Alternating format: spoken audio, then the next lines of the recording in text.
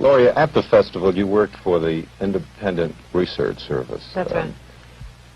Well, exactly when did your own association with the CIA start, and in what fashion? Did they come to you, or did you go to them?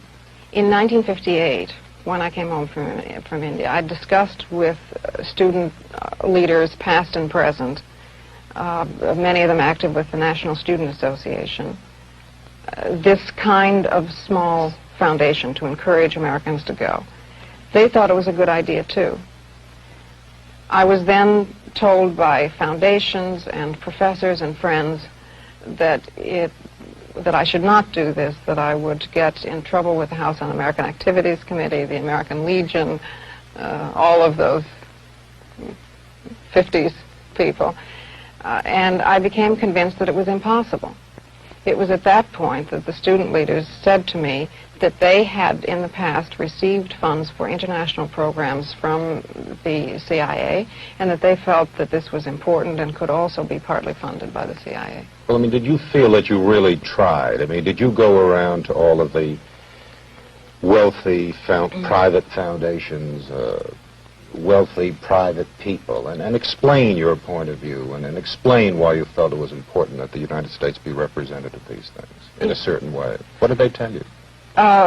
They told me that, well, the Ford Foundation, for instance, told me that they thought we were too liberal and too controversial, and that we would endanger their cultural programs in Austria. I mean, the first festival was being held in Vienna. It was not encouraging at all, and the private individuals to whom I went often had particular points of view to put forward, which would have been much, much more restricting than the CIA funds were, which were free. I mean, no one was told what to say.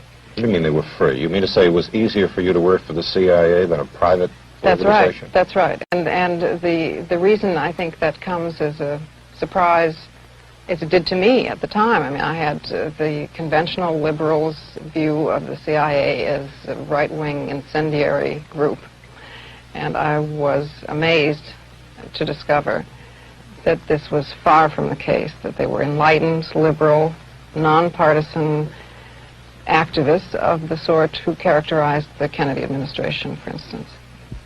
You have not been working now for the CIA since 1962. You still criticize.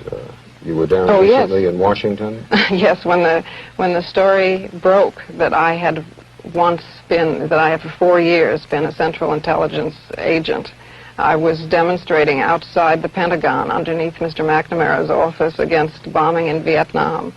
And this didn't precisely fit with the image of a CIA agent, but then neither does the CIA.